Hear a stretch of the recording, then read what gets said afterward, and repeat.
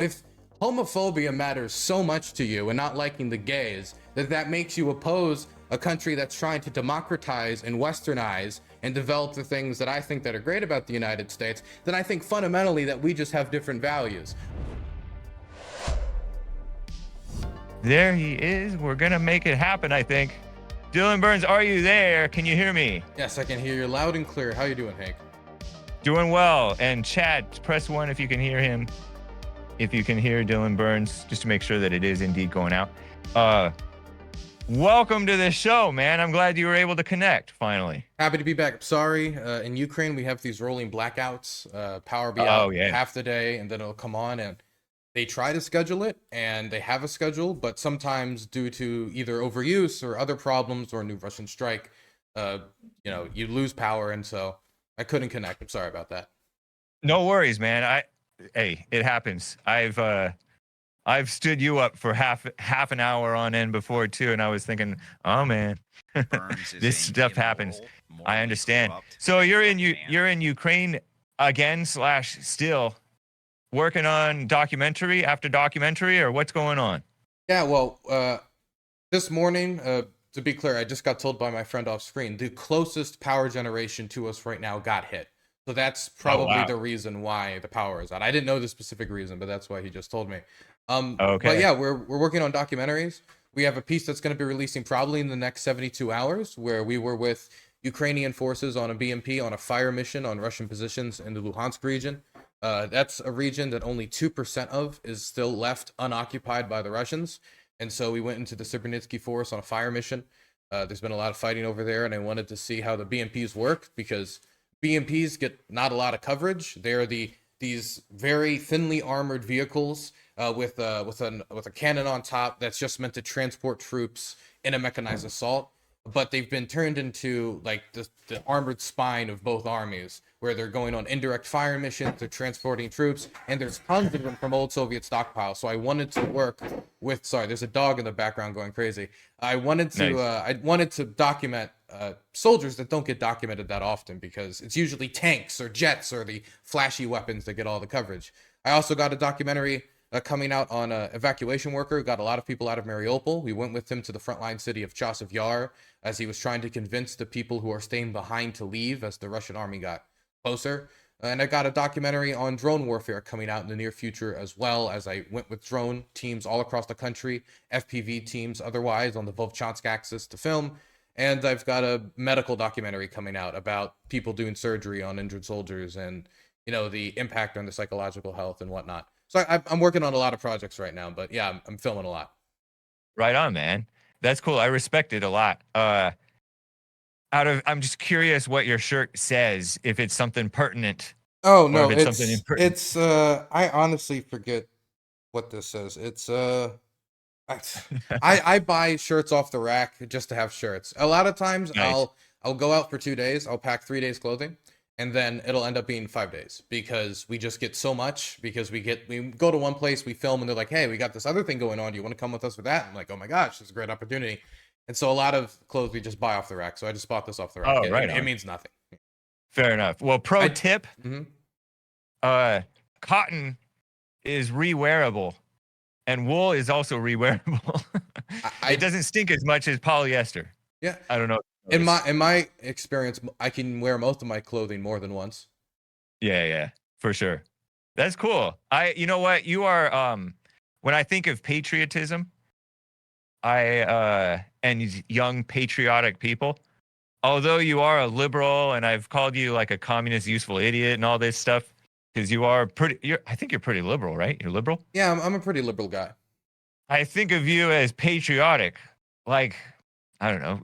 I've known some patriotic liberals. Like, I think Seth Rich was probably patriotic. I saw him in like American flag gear. Maybe it was just garish. He was being silly, but we've heard of Seth Rich. It was a 4th of July celebration. I think I know the picture you're talking about. Also, happy belated 4th of July. Yeah, happy 4th of July. I'm kind of glad that I had you on, because your username on Twitter, your main username on your main X account, is DylanBurns1776. Yes, I chose it, I don't know, when I was like maybe 17 or 18, but I liked it. I was like, what's some numbers I'll always remember, because I forget like long number codes all the time. And so I was like, I just use historical dates for all my stuff. And so Yeah. 1776 was like, okay, that's an easy one. And you know, I love America, USA, whatnot. Yeah. So you were away from America for the 4th of July. I was, but I gotta say, I was wished happy 4th of July multiple times while I was here. They Nice. were very, very nice people, and the government had like a few like put out some like happy 4th of July messages, had a few ceremonies and whatnot for the Americans that are here. Are what was I going to ask you? Are you happy with how the war in Ukraine is going? You know a lot about foreign policy. You've said before that you were really into it and you've read a lot about it. Mm-hmm. I disagree with you on a lot of the like the tactics, but are you happy with how it's going? Is there any cause for hope in Ukraine? When you say like, it's kind of hard for me to be happy when you're reading reports about like all the death and destruction, and Right. there's also not any end in sight to the war in the near future. Even if Trump gets elected, I think that his like plan to end it before he gets into office is very ambitious.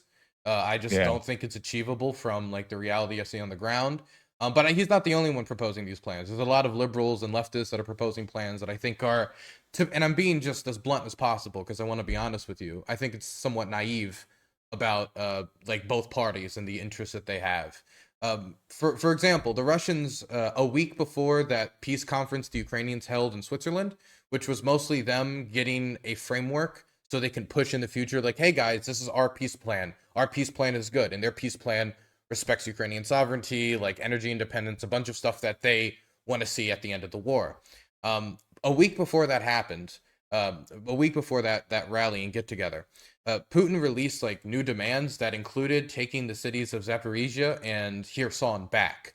Now these are territories that Russia announced that they annexed, but they then lost the city of Kherson. They were pushed back over the river. The only regional capital that they captured, they then lost. They had to flee over to the southern parts of Kherson, and they never even took the city of Zaporizhia, and that's a very big city.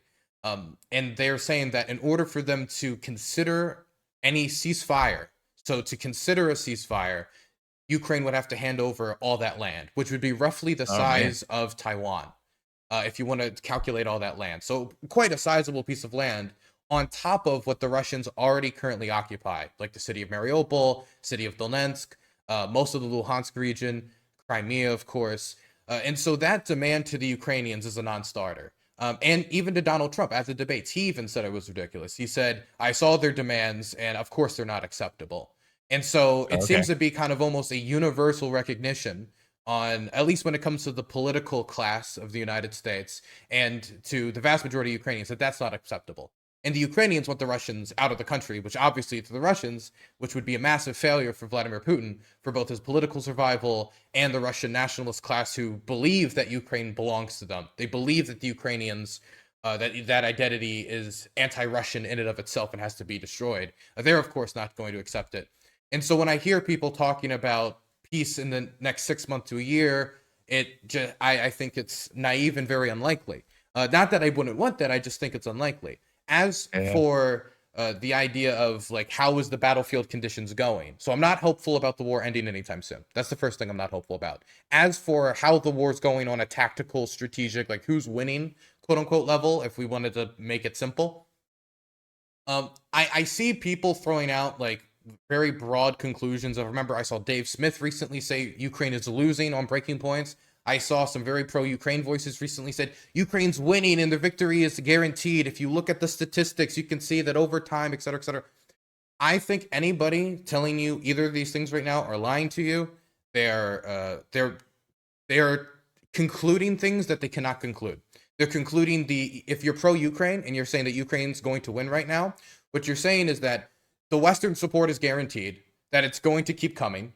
And so in the 2 to 3 years in the future that it's going to take for the Russians, or however long that's going to, probably in that time frame, is going to be another 2 years or something along that length. If you were to have me guess, and let me just say, it's literally a shot in the dark. you're betting on that consistent support. So you're betting on like electoral outcomes, you're betting on political outcomes, you're betting that if Trump wins, that the Russians don't make a deal that's suitable enough for him, so he keeps supporting. There's a bunch of things that you have to assume on that front. You also have to assume that the Ukrainian government does certain things on mobilization, goes through with it properly. Now, in the month of May, the Ukrainian government recruited more people than they did in the last 6 months. So there is an increased pressure from the government to mobilize people. And I know Zelensky recently announced that they had enough people for 14 new brigades. It's just a question of equipment that's already been donated to Ukraine, but still hasn't arrived. And that is a big issue. It just doesn't get a lot of attention. Is that it's like, oh, but we gave Ukraine all these equipment. The F-16 still are not in the air yet in Ukraine. And people have been talking about the F-16s forever, just to show like how much time this things takes, especially when there was a 6-month delay. And so if you have these things as guaranteed outcomes, then I would say that Ukraine is in a tremendous position to whittle down the Russians as they keep slamming into their lines and have a fantastic position at the negotiating table, or to just maybe even break the Russians to a point where the Russians have to negotiate in terrible conditions, right? But on the other side of that equation, the Russians, if you're like Slava Russia, like we need to take everything. Yeah, they're the Christian leaders of the New Rome or whatever it is that makes people think that. You have to first believe that the Russians are telling the truth about their production numbers. And let's assume that they're telling the truth about the production numbers. Let's just say it's the best case scenario for the Russians. They still are not producing enough tanks to replace the tanks that they're losing at the front. They are not producing enough armored vehicles. If you believe the Russians are telling the truth completely, they're just not producing enough to last, mind you, 2-3 years down the line at the current rates of loss. And that's where people are talking about, when I hear people being more serious about the war's end, people are saying like 2 years down the line. So another so about the same length that the war has been going on currently. Is like, but again, we're shooting on the dark on like stuff we just cannot know. That's the first problem that the Russians face. The other problem that the Russians face is they're losing an astronomically large amount of men. The Ukrainians are losing a lot of people. It's the largest war in Europe since World War II. But the Russians are losing the upwards of like 20,000 men a month, 20 to 25,000 men a month. If you're talking about Western estimates, which is about as much as they are recruiting a month, 20 to 25,000 men a month. Now, if you're losing that much men, eventually, this is my belief. People can disagree with it, but this is my belief, and I'm separating my opinion from the fact here. Okay. Eventually, if those many people keep dying month after month after month after month, people are going to stop coming to that job. If it's just an endless just grabbing of these people and throwing them into the front lines, as I have seen myself, which is horrific to watch, then there will be amount of people that'll just stop coming, because the money only matters if you're alive. If I said, I'll give you $1 million, but you'll die tomorrow, you're not taking the money, Hank, because you're worth more than $1 million, of course, Hank. But the point is that you have to assume that they'll be able to keep these steady numbers, but not only that they'll be able to increase recruitment numbers. And the only time Putin dropped in support for this entire war was when he tried to mobilize the public the first time. And a second wave of mobilization will almost certainly come with backlash, because most of the Russian public, even if they support the war, they're apathetically supporting the war. Like, you beat those Afghans, but I'm not going. I'm not going over there. What do you mean? I'm not gonna. I don't want to. And there's a lot of people like that. I know people like that. I even know patriotic Ukrainians who are dodging the draft because I just don't want to shoot. I don't want to be the guy to fight. But yeah, fight the Russians. So there's so many things you have to assume and know for people to say like this side's going to win or this side's going to win in this war. And there's a lot of myths that go around, like the idea that the Russians are indestructible. They almost talk about them as like a mythical country because of World War II. But the Russians have lost wars just within the last 30 years. Not to mention they lost to the Japanese, they've lost to the Western powers before. Depending on what government you're talking about, there's also civil war law. There's losses that the Russians can take, but there's this aura of invincibility that also, I think, affects the Western psyche, affects a lot of, even the Russian psyche, to lead them to take, I think, extremely foolish decisions like invading Ukraine. Yeah. You remind me what you're talking about. It reminds me of a caller that I sometimes have who's really into Civil War history, the American Civil War. Mm-hmm. And he said at any point, either side could have won. It was never decisive. It was never over until it was actually over. I think until like we did that thing. I think there's a few reasons why people don't look at history this way. I think some people fall into the idea, we've talked about this before, Hank. I actually remember that we had this conversation about people falling to the great man history. Like, oh, this one man grabbed history by the neck and shaped it and changed the course. There's very few instances in history where something like that actually happened. And most of the time, it's powers much more complex coming together through butterfly effect after butterfly effect, miracle after miracle, to build the civilizations that we have today. It's very rarely this one guy just like came with a lightning bolt and changed everything. I think some of it had to be ripe. It had to be ripe for that man to come. Yes. Sometime. There's also a lot of ideological nonsense where either someone will fall into like some sort of dogma, be it like some sort of like, be it Marxist dogma, be it like ultra like nationalist dogma, be it any sort of dogma to make them like say that this was bound to, of course our country exists because it was always going to exist because our country is our country, you know? When you talk about like a lot of countries like Russia and they talk about Russia, they talk about it in this way. A lot of countries, the nationalists talk about it in this way.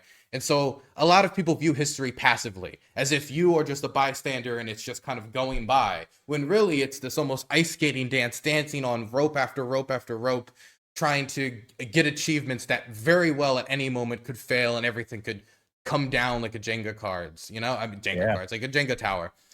So this is the dice of history still rolling, and depending on what the United States and Europe does, or what Russia does, and what decisions they and or the North Koreans and or the Chinese make, could very well change the balance of this war and how the negotiating table looks when talks eventually do come. Because all wars do eventually end with some type of conversation, even if it's through unconditional surrender grant, saying, "Give me all your rifles and go home," you know? And there's not always, one of the things I learned as a sophomore in high school, and it kind of stuck with me, was that in war there's always at least one loser, and there's not always a winner. Mm-hmm. And it seems like they're both, like, everybody's losing in this war. A war is always terrible and awful and terrible for the people on the ground. And war is filled with many instances of individual loss that affects families across the whole country, of people. I mean, I've heard more than once people really upset about the fact that they open their phone and like 20 to 30 to 40% of the names in there are just no longer with them, because a lot of the early volunteers who were extremely patriotic in this country, who were willing who saw what happened in Bucha, saw the mass graves, was like, I have to go defend my family. A lot of those people have been fighting for 3 straight years, and a lot of them died. And it has an immense effect on the country. And it's a big part of the reason when people talk about, and this is my opinion injecting here, and I do want to separate like opinion from fact. When people talk about like adding fuel to the fire, when they talk about Western aid, there's like certain decisions that I think could add fuel to the fire. For example, like the introduction of nuclear weapons, or the expansion of the use of chemical weapons, because chemical weapons are being used in this country. It's very underdocumented by the press, or undercovered. It has been documented, but I remember interviewing people like over a year and a half ago and being told this way before the Telegraph piece came out, like reporting on this.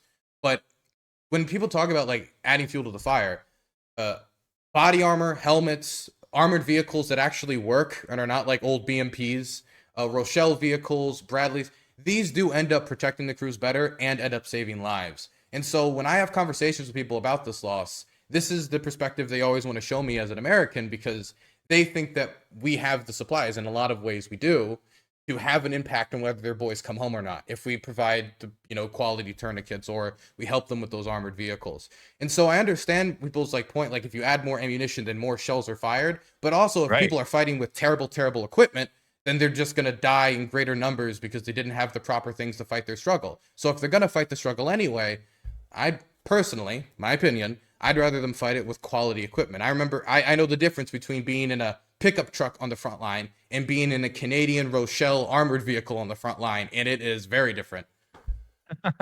But yeah, I mean, you and I have gone over this a couple of times, that they are enabling the war to continue, because eventually if we stopped funding it, they they would have to just surrender, I think. Do you think surrender comes with the end of violence? Like, for example, let's say the conservatives in this country, there's riots that happen in this country. They're violent, people die.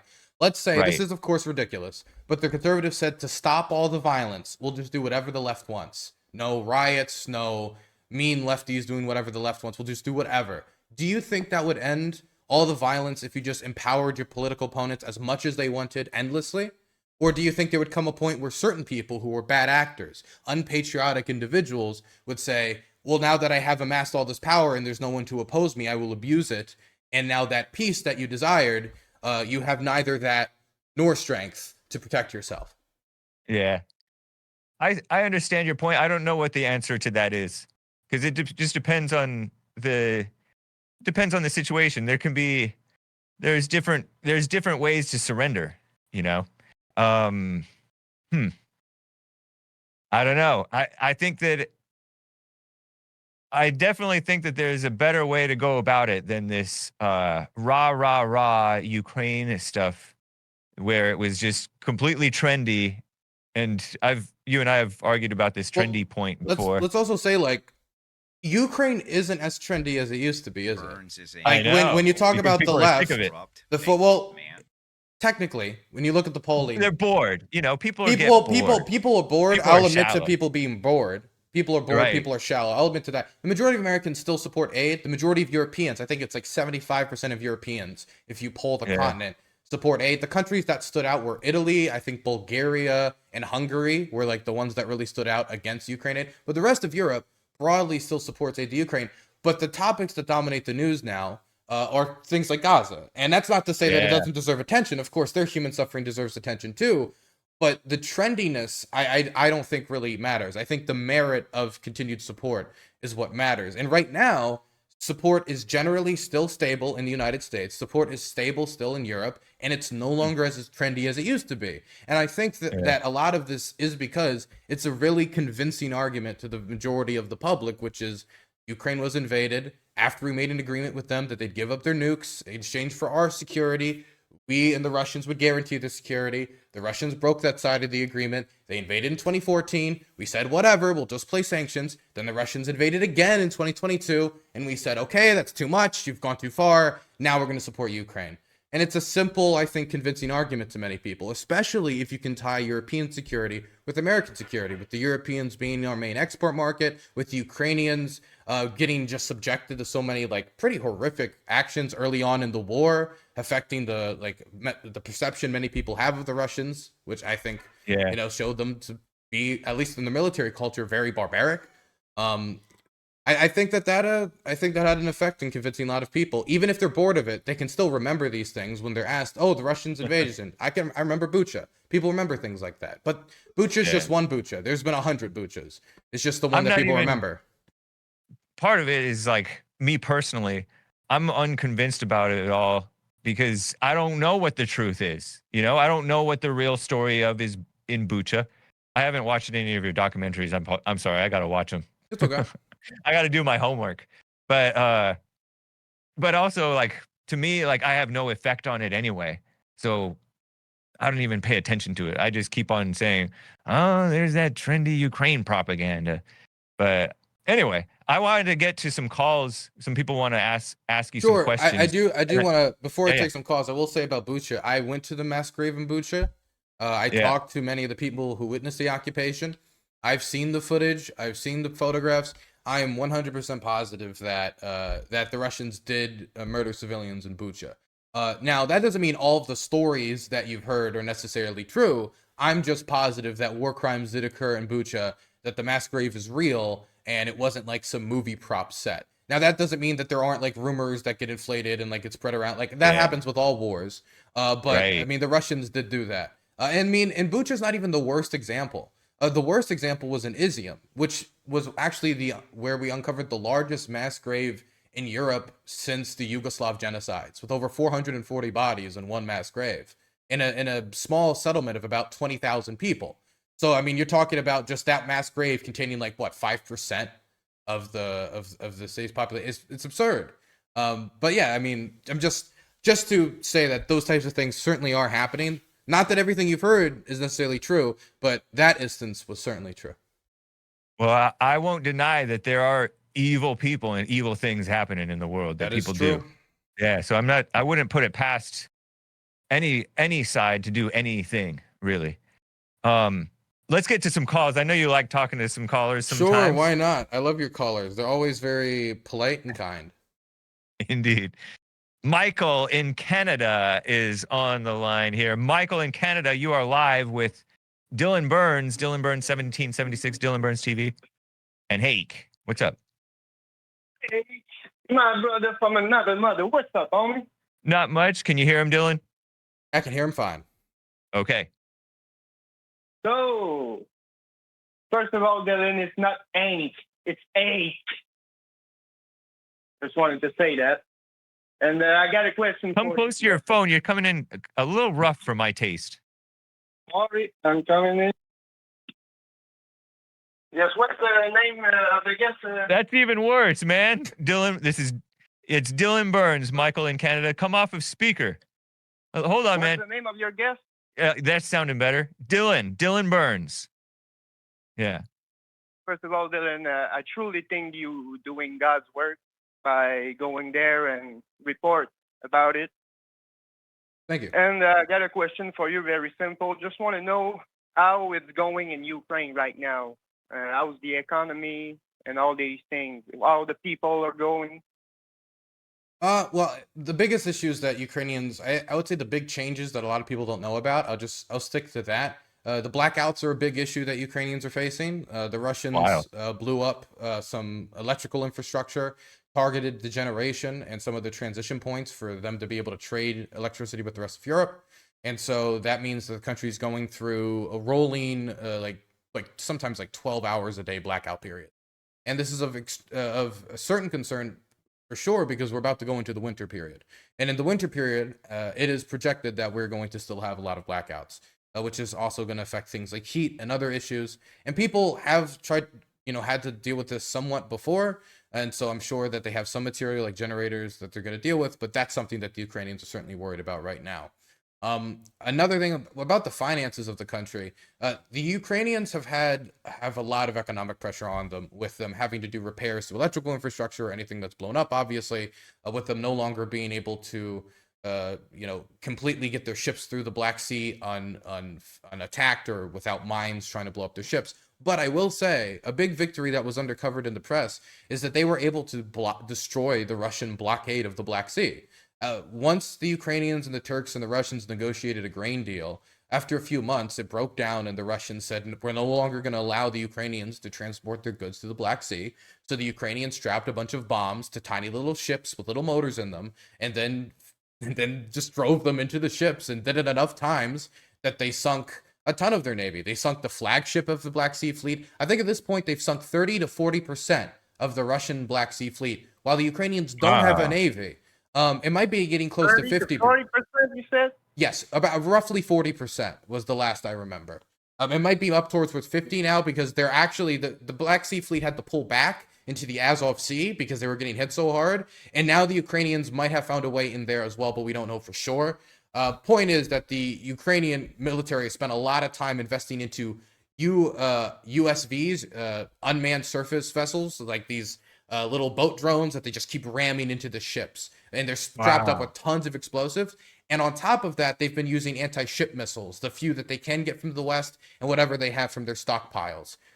And there's also a problem with them not being able to dock in Crimea anymore, because if they dock in Crimea, the Ukrainians can hit them with American provided Western weapons. And so Crimea has been getting hit very, very, very hard as well. But the point is, the Ukrainians are now trading about as much as they were pre-war outside the Odessan port, meaning they've almost completely broken the Russian blockade with no navy, which I think is an amazing accomplishment. If I'm not wrong, the Crimea War is since like 2014. Yes. Yeah. Something like that. Yep. Yes. Okay. But how are the men in Ukraine? Do you talk to soldiers, to men? How do you feel about it? How do I feel about the men, or how do they feel? No, how does the men feel about the war in Ukraine, the Ukrainian men?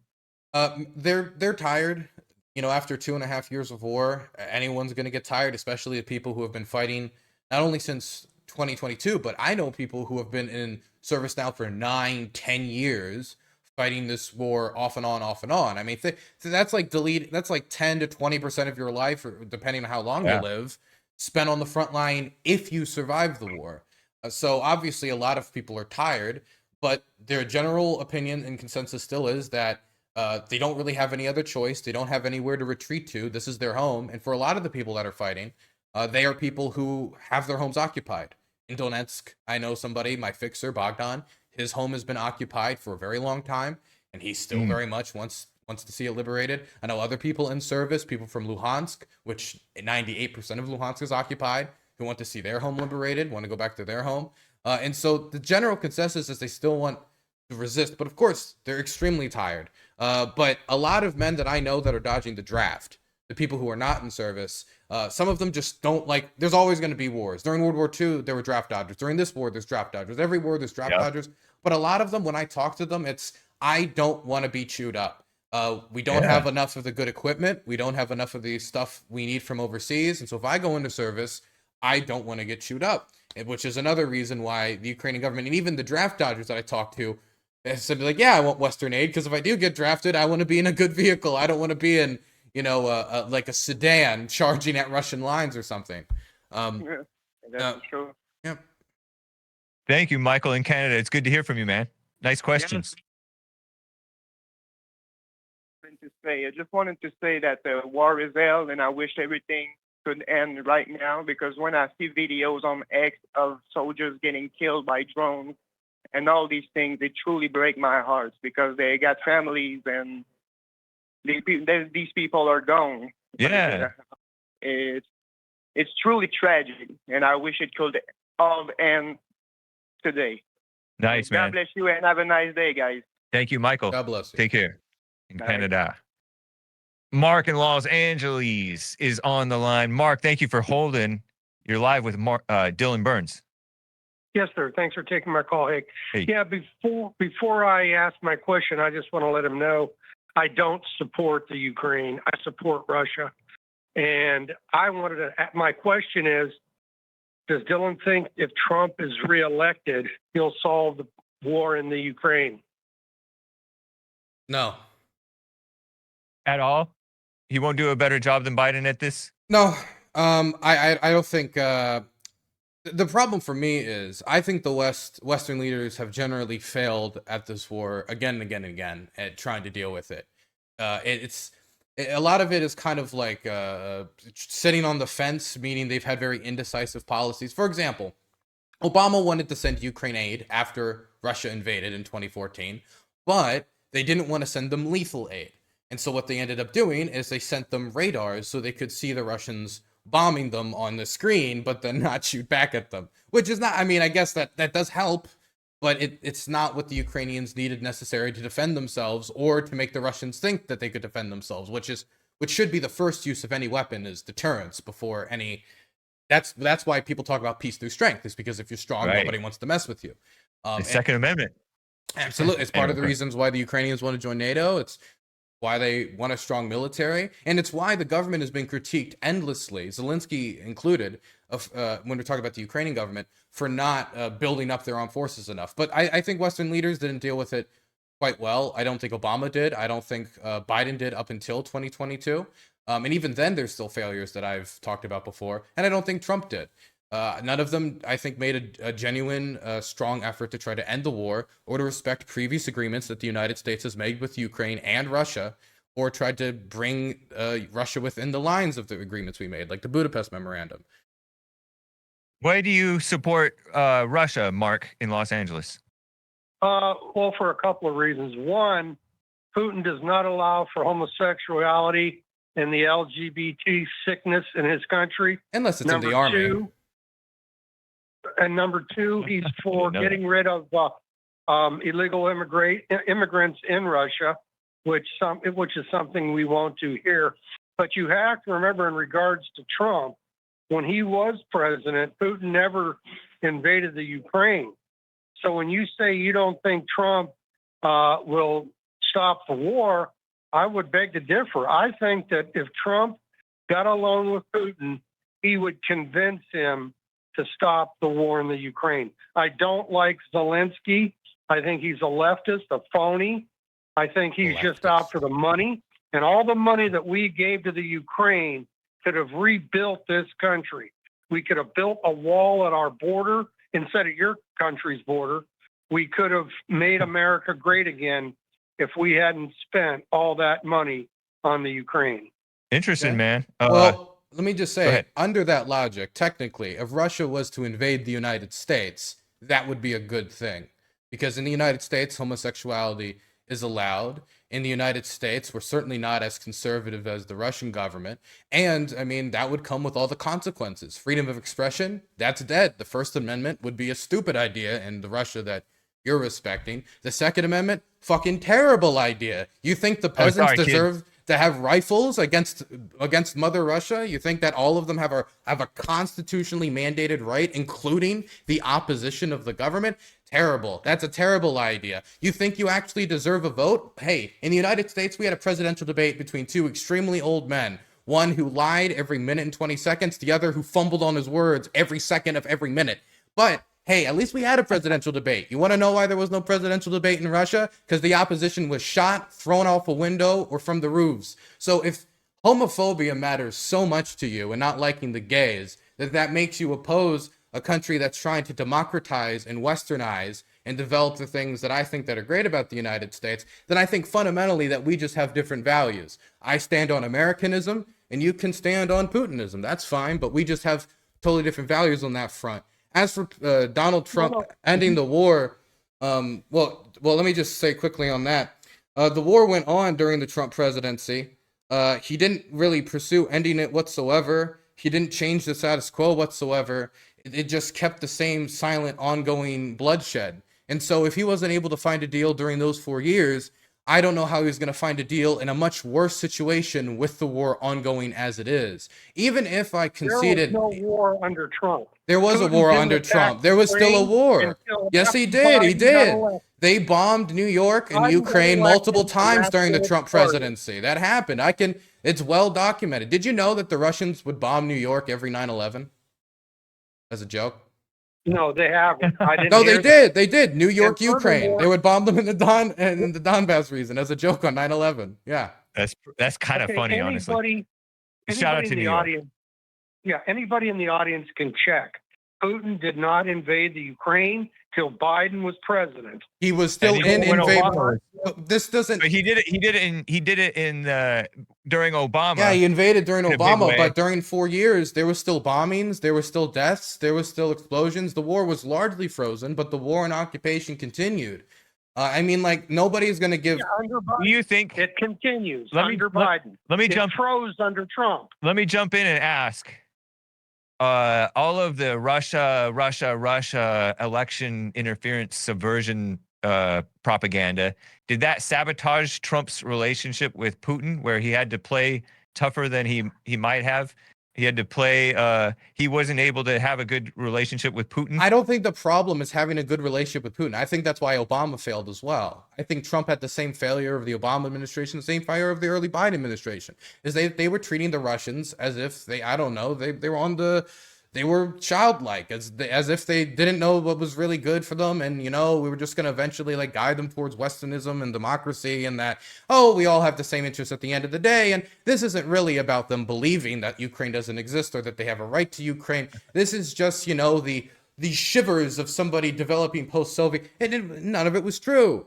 None of it was true. They invaded Chechnya and we didn't do anything twice. They invaded Georgia and we did nothing during the early Obama administration. They invaded Ukraine in 2014 and the worst we did was sanctions. And then after the next 8 years, when the Russians moved their army into Ukraine multiple times illegally, which has been documented by open source intel, we continued to say, oh, woe is me. We don't even want to send the Ukrainians a single bullet, because that'd be too offensive, even though we all signed the same document saying after Ukraine gave up its nuclear weapons for the good of the world, for the good of us, and gave them to the Russians, their borders would be protected. We did nothing until 2022 to really deliver on that promise.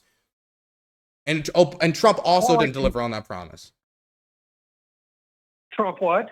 Trump also didn't deliver on that promise the United States made, and he's a representative of the United States and the commitments it made before him. Well, then why? Let me ask you a simple question. Why does Zelensky and company want Biden to stay in power? Because they know Trump is going to end this extortion racket.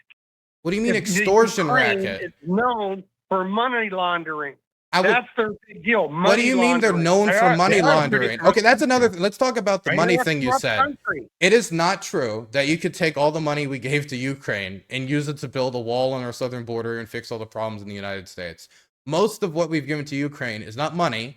It is either A, contracts to defense companies in the United States that hires Americans, or B, old Vietnam era war equipment. The majority of American vehicles I've seen in this country are M113 troop carriers. And I've seen dozens and dozens and dozens of these things. These things are worth maybe like a few $100,000, maybe $1 million a pop, and are very old, and we wouldn't use for our own soldiers because we would think it was not protected enough. And I just don't believe that if we melted all these things down, that we would get enough scrap metal to fix all of America's problems. They would have sat in our storage facilities forever, and then we would have paid to destroy them.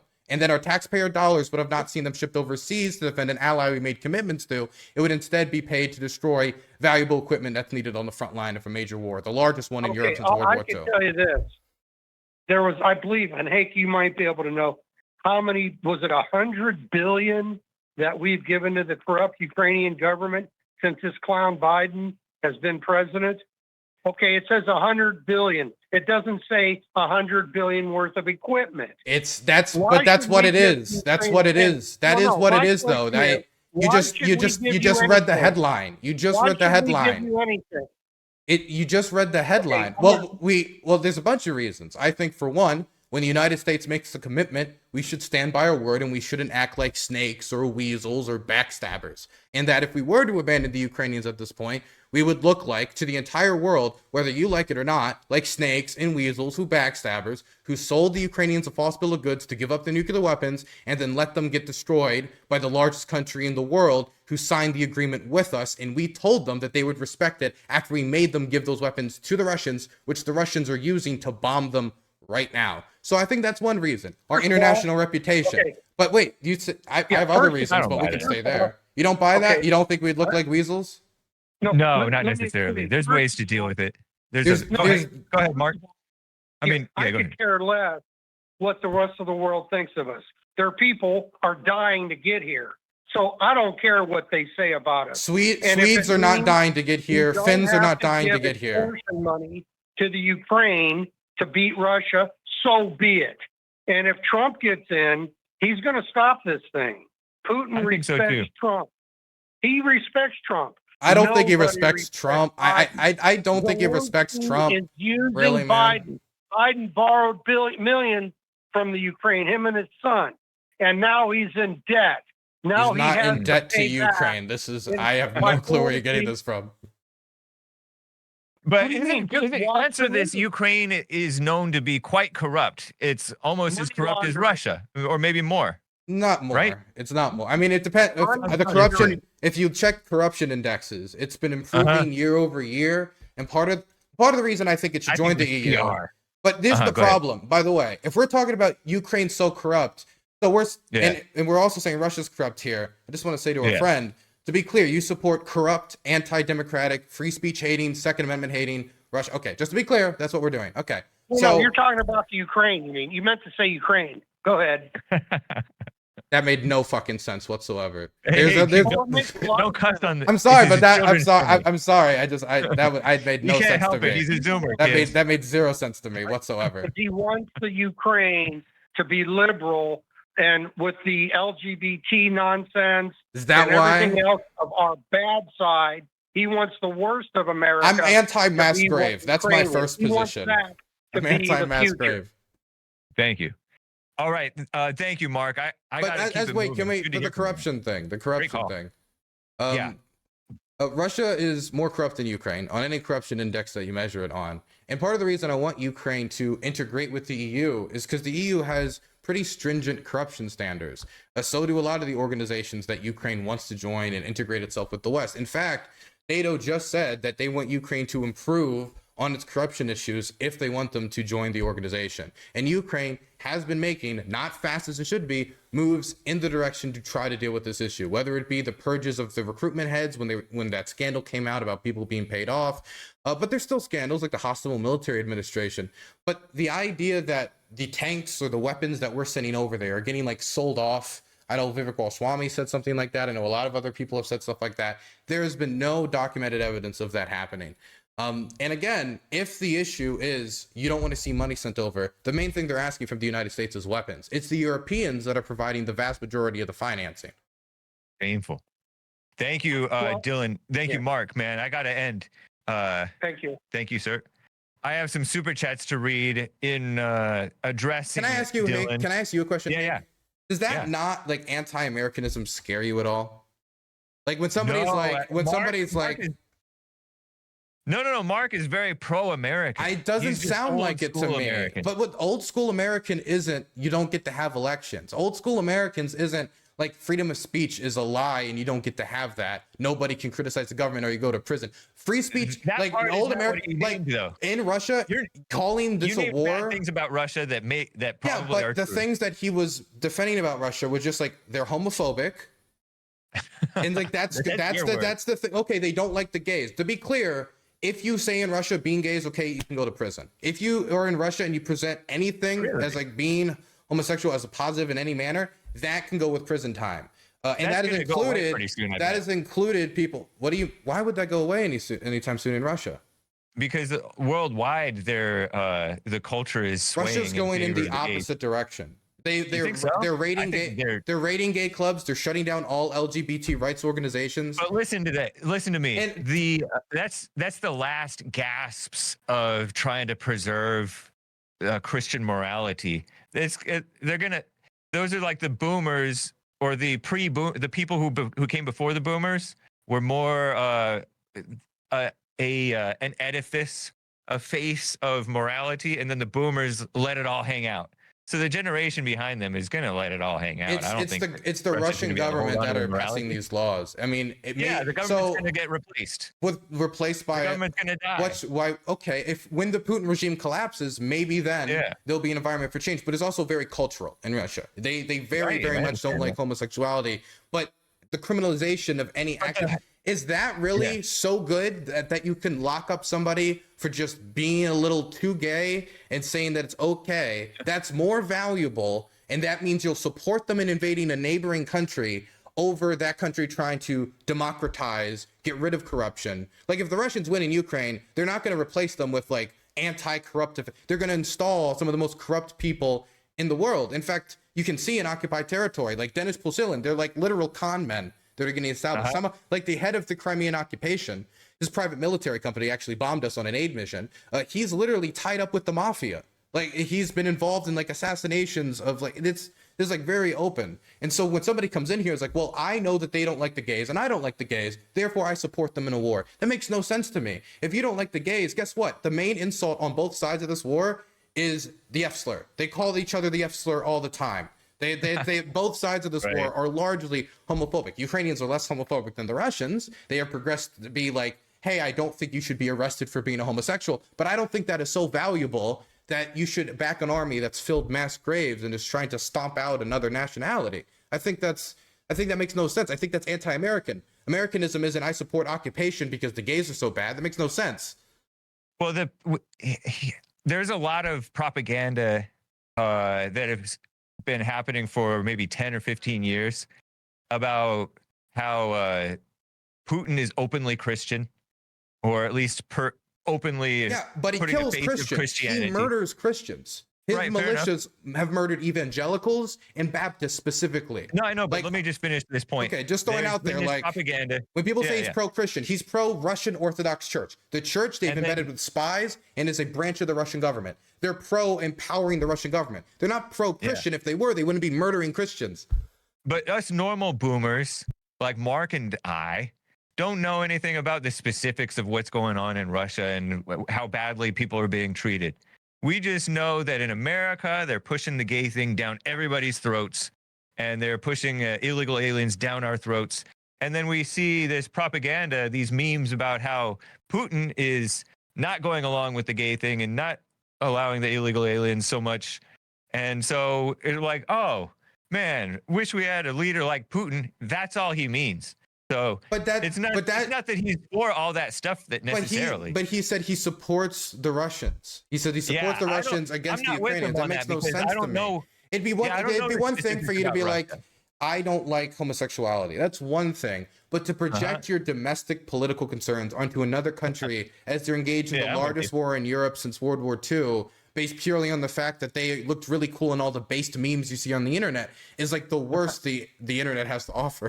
And I'm not saying that that's why Marx. Maybe I slipped and said that that's why Marx said it, but that's why I am like, Putin. Don't you wish we had a leader like Putin? And I jokingly say that just because of the contrast in the domestic issues. But you're right. I don't know the specifics, and I'm not supporting. I'm sure if Mark knew that about like the evangelicals who were killed, or the Baptists who had the churches destroyed to be replaced by military bases. Like if he knew these stories, and I've talked to these Baptists myself. I've talked to Gennady Makhnenko about the treatment of like other denominations of Christianity and how they were treated by the Russian Orthodox Army, who was well known for the abuses of religious minorities in occupied territory. That's not even talking about what they did to the Muslims in Crimea. Like, it's just, for me, when I hear someone say, oh, they're a warrior of Christianity, what I'm hearing is like, this is what the Russians said and put on social media, and you see the memes, and it's like the vibes are rubbing off on you. Because unless you're a Russian Orthodox Christian, if you're any other type of Christian, you would be getting negative treatment in occupied territory by many of these militias. Fair enough. I got to read a few super chats and then we'll get back to calls, man. Interesting discussion. Shout out to Mark too. Over on buymeacoffee.com/The Hake Report, Manuel bought 5 coffees and then 3 more saying, ask Dylan if he knows where Zelensky was born. He's from Kyiv. It's a city in southern Ukraine. Yeah. Manuel says Miami, Florida. Had you ever heard that before? I have never heard this before, but he's from the southern city of Kyiv, from everything I know. Maybe he was born in Miami. I don't know his specific birth hospital, but I know what city he grew up in. So maybe he's an anchor baby. Maybe. Let me look. Zelensky birthplace. I'd be curious. Ukrainian anchor baby. Born in Philly. No, it says Kyiv, place of birth. There it is. Well, I mean, they say stuff about where Obama was born too, but we won't go there. Kale gave a super chat on Streamlabs. Question for Dylan: if Trump were to end the war before his inauguration, what would be your reaction, and would it change your perspective on the war? It might. It would depend on how he ended it. If he was able to end it on terms that I think will actually, end the war. Because the worst case scenario for me, from my perspective, the thing that scares me more than anything else is that we make a deal, and it's a ceasefire, and then the Russians start the war again in 4 years, because it was just like, okay, we can rebuild our army, and then we can go again, when the Americans are distracted with Taiwan, or the Americans are distracted with Mexico, and once they're distracted and their munitions are elsewhere, then we can take advantage and push on the Europeans, who are scrambling to try to build up the defense sector, which they've ignored for quite a long time. So to me, it would depend upon a deal being made, but which guarantee that the Russians will not invade the Ukrainians again, i.e. some unilateral defense pact, multilateral defense pact. NATO membership would be the most clear-cut thing, because it's the thing that's worked for everyone else, but I'm not married to it. If there's something else that could be written... Because didn't they have an agreement that NATO wouldn't expand? Wasn't that like kind of a big issue to Putin? No, I mean the Russians say that Gorbachev made a deal with the West during the collapse of the Soviet Union to stop the expansion of NATO past East Germany, which is what people say. What was signed at that agreement was that there would be no Western NATO military bases in a reunified Germany in East Germany, to make a barrier in East Germany between the Soviet Union and NATO before the Soviet Union's collapse. There was no agreement on paper. Now, there's some people who say verbal. Gorbachev said that there wasn't a verbal agreement, and he's the guy who did it, so I don't know. I believe him. He also flip-flopped on this, though, so who knows? It could be that politics are making people talk about previous agreements, about things that were maybe talked about but not agreed to. point is, it's not official. It's all rumor.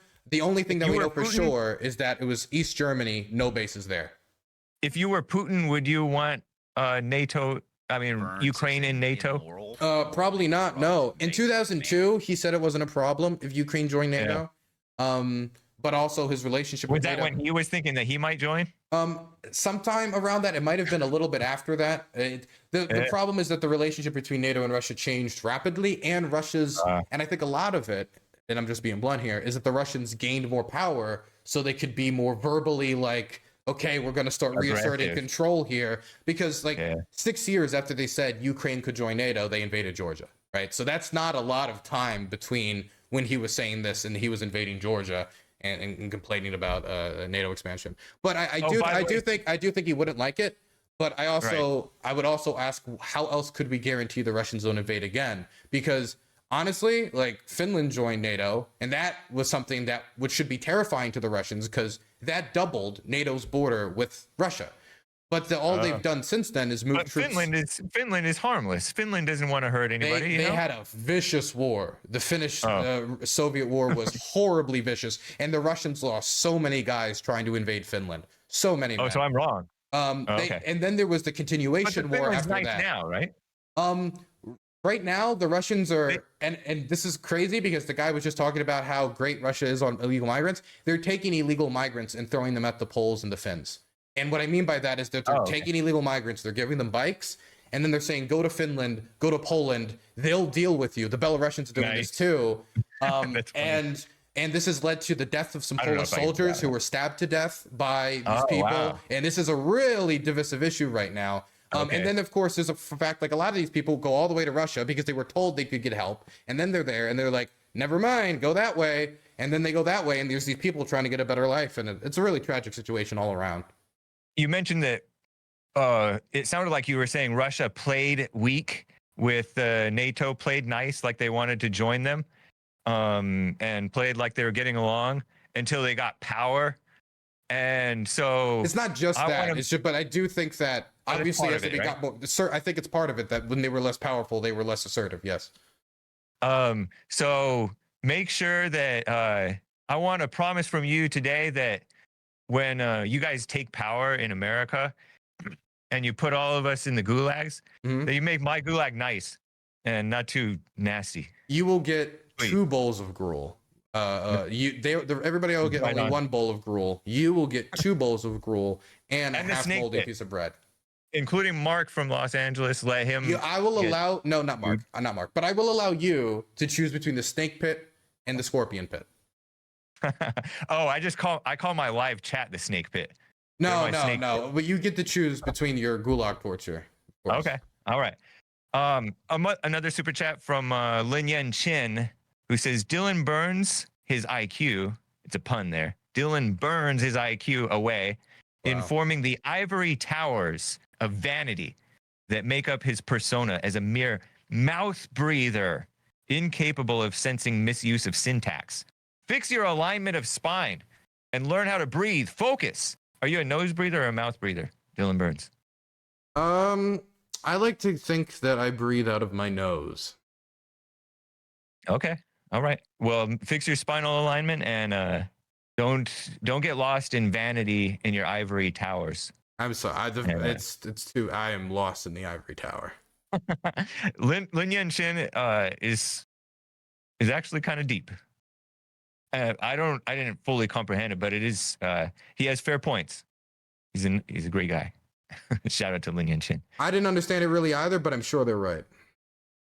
Yeah, something to consider for sure. Yes. Connor's a first-time caller in Iowa. Connor, thank you for calling, man. What's up? You're live with Dylan Burns. We have 15 minutes, so I'm going to go just a couple of minutes each caller so that I can get to all of you guys. Make your point real fast. Your question. Go ahead.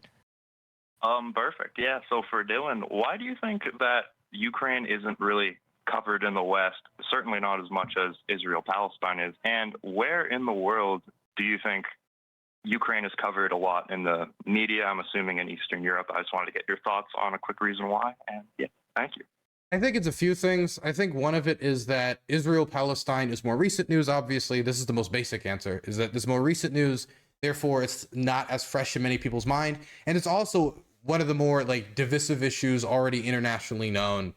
So while Ukraine, in a way, the war in Ukraine almost introduced itself to the world really not for the first time, but on the biggest stage ever in 2022. And most people didn't know much about the Ukrainian story. If you ask people about like Taras Shevchenko and like Ukrainian poets and historians and like their history of struggling for freedom, whatever, most people have no clue. And Zelensky, in a way, acted as ambassador to a lot of people of Ukraine at the start of the war. And that's one thing a lot of people give him credit on. And even his biggest critics in this country, including me when I critique him, will say that he was a very good spokesperson for the country and trying to explain at least the bare bones of that.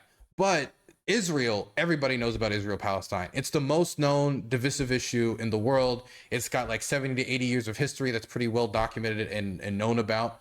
There's also a religious angle in Israel-Palestine, especially in the United States when it comes to evangelical communities and communities that are historically supportive of Israel, including American Jews, where most Americans don't have really much of a religious tie to Ukraine. Like the Russian Orthodox Church like divide stuff most Americans don't know about. It's an interesting issue, and I do plan to make something about it eventually, but it's just not something that garners religious ire as much. And not to mention, like, the Israel-Palestine issue is also at the center of like the Muslim world's ire specifically, which makes up a very large portion of the world. And in a way, this war also has those two worlds clash. Now, there's a bunch of other reasons as well, but those would be like the immediate reasons. I'll also say that social media has been a big player this war too. Social media, just like with Ukraine, it was a big player, but like a lot of just reposting of content, reposting of the gore, reposting of the most horrific content. Everybody's seen it if you've been on social media at this point. I think that has really dragged a lot of people. And if there's like multiple wars going on at the same time, I think that it's going to end up dragging away from it. Like, for example, like the war in Sudan gets like no attention, even though the war right now in Sudan is absolutely horrific. So I don't know how upset I can really be, because at least it's getting more attention than like Myanmar or Sudan, even though they obviously deserve attention. Interesting. But like, I forgot that there even was a war in Sudan. Yeah, the RSF is committing many massacres. I barely ever hear about it. But yeah, Dylan, thank you. Oh, and as for the countries it's covered more in, it's Poland, Estonia, Latvia, Lithuania. They get covered the most. Germany and I think France covered a little bit more. And the UK covers it a lot. The British love Ukraine. Oh, wow. That is interesting. Yeah, suddenly all the MAGA people are experts on Victoria Nuland and Klitschko. So it's just, of course. True. Thank you so much. Thank you, Connor. Appreciate it, man. Coley in Tacoma, Washington. If I'm pronouncing your name right, are you there? Coley. Yeah. Okay, go ahead. You're on with Dylan Burns. Question about the Ukrainian military. I was in the U.S. military from 2012 to 2018, and this was kind of the first time that I was like pro forever war, because it seems like Russia just doesn't have a back end, and they'll just keep throwing their almost infinite amount of people at a war that just seems like it can go on forever. At what point do we just say, fuck it, they have nukes, but it's worth going in and actually shutting this shit down? Keep it clean, man. There's children listening to the show. No worries, you didn't know. Go ahead. But just coming in and shutting stuff down and saying that expansionism is no longer tolerated. I don't think the American government, at the very least, is going to put any troops on the ground in Ukraine. I've had this position since the start. I think they're too afraid. They are like the two centers of geopolitical power with some of the largest nuclear stockpiles in the world. And so I don't think Putin or Trump or Biden or any of the people that might be president in, say, the next year are very eager to tempt with that at all. I do think that the furthest I could imagine would maybe be military trainers on the ground, but combat troops that could actually unseat the Russians, I don't think anything like that is possible unless the Russians use a nuclear weapon in Ukraine. That's the only scenario I could imagine. And even then, I don't know if it's particularly likely. And the only reason I would say then is because the calculus would change, because to some people, this would mean the Russians would have to lose, because if they win after using a nuclear weapon and they get away with it, the calculus for a lot of world leaders who have nuclear weapons like Kim Jong-un or other tin box dictators who want to take back land might think, oh, all I need is a nuke. Then I can basically act like a suicidal maniac on the world stage and say, well, if you attack me, I'll blow everything up. Now, obviously, if you want to threaten the whole world, you're going to need quite a large nuclear stockpile. The Russians actually have a stockpile to somewhat threaten that. But I think that's something that would maybe encourage the United States to take some forceful action to make sure that the Russians found consequence from using the nuclear weapon and the message wasn't sent. You can use a nuke and basically nothing will happen. Under that scenario, I could see the United States maybe destroying whatever launched the nuke at Ukraine. Let's say that it was an air base. The United States strike the air base, or if it was used by ground troops on the front line, they'll strike those ground troops and like make it known that there'll be direct intervention by the United States or something like. That's the only scenario I could imagine.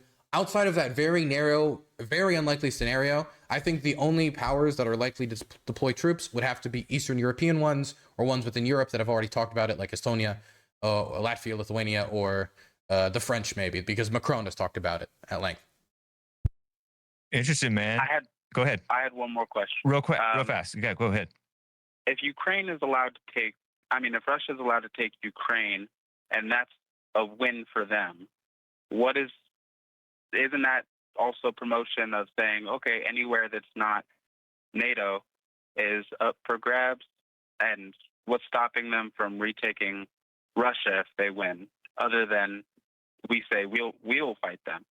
But if we're saying that, well, a fight is not anything we're willing to do because of nukes, they still will have the same amount of nukes once they have Ukraine, and then they'll have the harvest power and the economy of Ukraine at that point. You make an interesting point at the end there, because I think some people I hear like, well, the Russians have done so bad in this war. Who matters if they win? They've shown how weak they are. Well, number one, the Russians have adapted a lot during this war. I've seen them improve when it comes to the response time of their artillery, when it comes to how they've integrated drone warfare. And they're the only country of maybe two, the other one being Ukraine, who have fought a war like this in the 21st century now. The United States hasn't had to fight a war like this large and mechanized since what, the invasion of Iraq? And this war is nothing like the invasion of Iraq. The drones were not available like they're available now. A bunch of elements are just not available like they were available then. And Iraqis didn't have a chance of coming to the U.S. when we were fighting them. They didn't even have a chance of beating the Americans, really. Now, as you can walk from Russia to Ukraine, and you can't walk from Iraq to the U.S. And then when you add Ukraine, right, as part of Russia, on top of all of the skills they're building now, they get the population of Ukraine. They get their now expanded military industries. They get all of this, like, a lot of the drone production that Ukraine has done very well. A lot of the drone experimenting, they're on the cutting edge of this type of drone technology now. When it comes to like this quick, usable, like one after the other FPV drone attacks, they're going to get all of that. They're going to get all of their agriculture, all of their mines, all of their industry, and that's going to be on top of a now revitalized nationalist Russia that just won the largest war in Europe since the Second World War. And what's right next to Ukraine? Moldova, a country that Russia already has troops illegally stationed in Transnistria, and is also a country that Russia has invested a lot of money to try to capture the politics of, with Moldovan politicians literally caught carrying bag loads of cash given to them by Russian agents. And so I do think that if the Russians really just full out won this war, they would see this as like being rewarded for good decision making. Yeah, they can, maybe they'll completely buy their own hype, and I think they'll keep going. Whether they'll move into a NATO country, I think will be dependent upon how strong Article 5 is, whether it's been whittled down, because I've heard some talk about the restructuring of NATO and how that's going to work, and that does have me somewhat concerned about the future of the organization and its ability to deter further eastward expansion, especially into Estonia, Latvia, and Lithuania, which the Russians are going to say they need in order to have proper access and sea dominance in the Baltic Sea region. Definitely considering Sweden and Finland just joined NATO. Thank you, Coley in Tacoma, Washington. I got to run, man. It's good to hear from you. Take care, man. Have a great day. All right, you as well. Oh, man. We got to wrap up pretty soon here. Let me get to Hector in New Mexico. He has a question on Ukraine. What's up, man? Hector. What's up, Hank? Hey. I was going to originally ask Dylan a question on Ukraine, but I'm getting tired of all this Ukrainian talk. So Understandable. Instead, so this is for Dylan. So Dylan, why do you think the homeless population seems to be increasing in the U.S. and what's the best solution you have to solve it? I love it. Man, it's I think some of it probably almost certainly has to do with housing prices and not enough availability of homes, and therefore with the smaller markets, less amount of homes, housing prices for the available properties go up. This is an issue in New York. This is a big issue in places like LA. So I think availability of homes help bring the prices down so people don't have to live out of their vans. I think that's one issue. I think another issue is drug abuse. Drug abuse is a terrible, terrible thing. The reason my mom was homeless was because of drug abuse, and it's something that puts a lot of people on the street. It doesn't only like take up all your money, because the addiction then takes away your rent, takes away everything else. It becomes your main focus. It becomes your everything. It dominates your perception. It dominates your life. Every waking moment can become either you being high or you trying to find your next high, scrounging around in the middle of the night trying to figure that out. And if that's what you're doing, not only are you going to spend all of your money on it, you could lose your job, your psychological profile begins to break down, and you start to become like a lot of the people we see on the street today.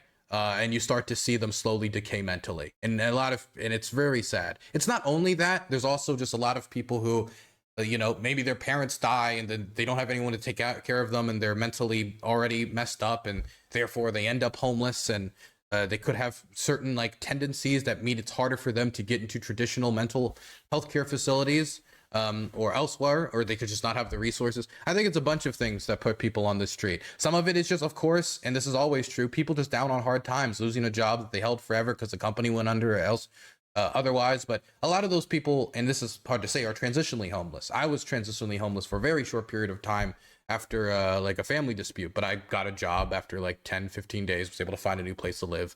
But for the people that we're talking about before, those are people that are going to need some societal solving, some societal problem solving. These are not people that can help themselves in large part. Do you think that there is do you agree with me that they are enabling it and encouraging it, and that's what's also expanding it? I don't know. They're enabling the homeless by feeding them and stuff like that?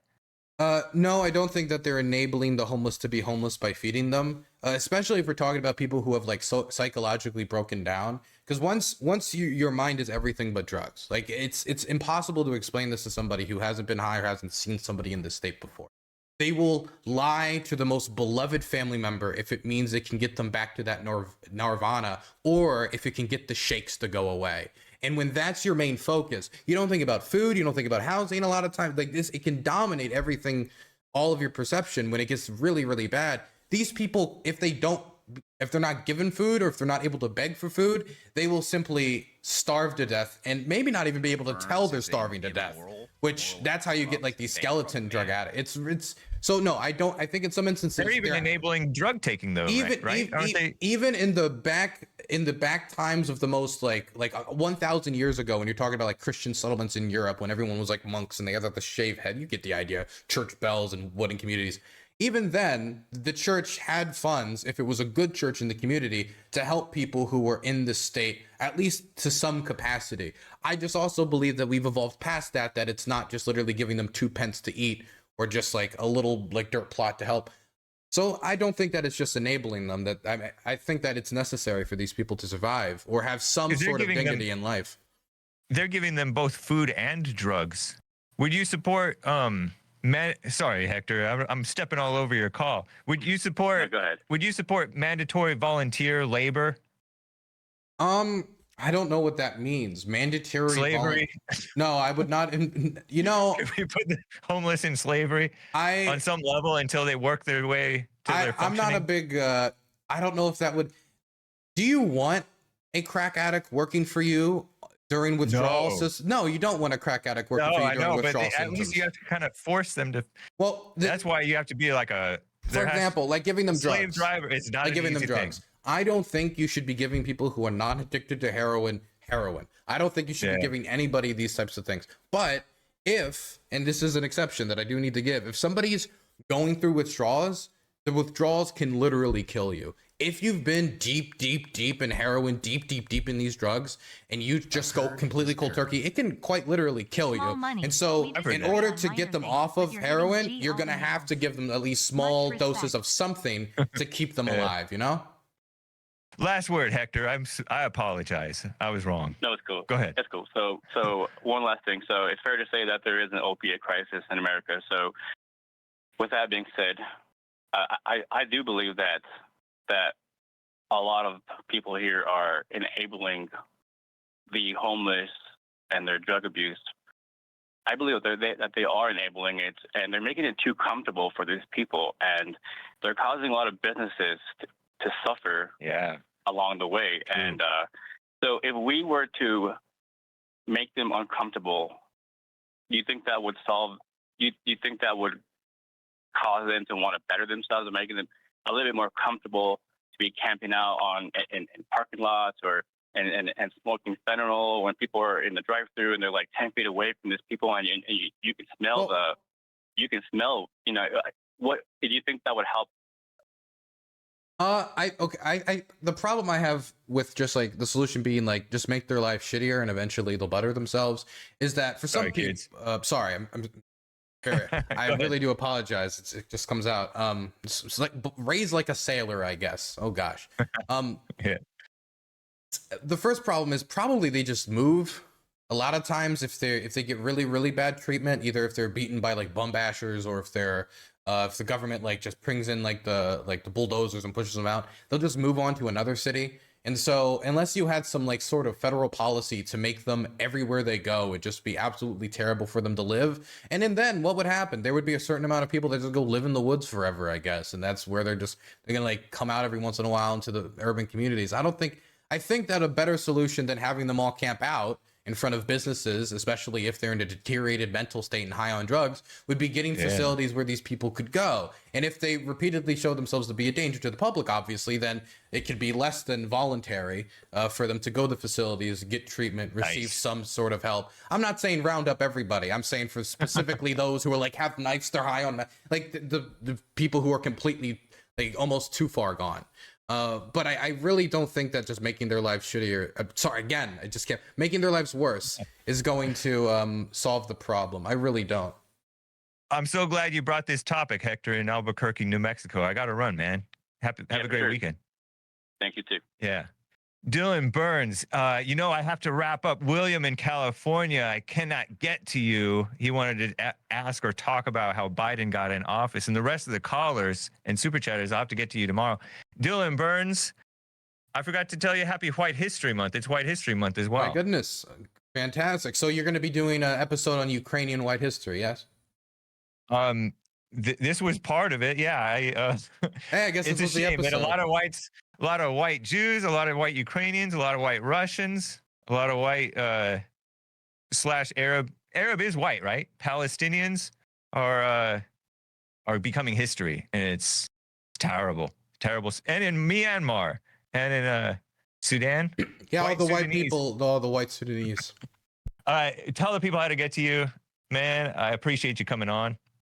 Thanks for making it happen. I'm always love coming on. If people want to check out my stuff, I'm releasing films at Dylan Burns TV. YouTube doesn't like footage of wars, so if you search it up, you're gonna have to scroll down a bit to see my channel. If you want to subscribe there, hit the notification bell. I'll be releasing that footage on the BMP in the very near future. Also have some documentaries there about like the artillery war in Ukraine, some war crimes that I documented if you wanted to see that. For daily commentary stuff, if you want to hear my libtard takes, you can check it out at DylanBurnsLIVE on YouTube, and you can follow me on Twitter, DylanBurns1776. Cool, man. Thanks again for coming on, and be safe out there in Ukraine. Thank you very much. You have a good one, Hank. You too. Hello, everybody. We were on the show. We talked issues with Hank. What did you guys think of that? I cursed too much. I shouldn't have cussed. Did Dylan's guest just say Arabs are white? I was thinking, like, this is a very expansive definition of white. This is a very, very expansive definition of white.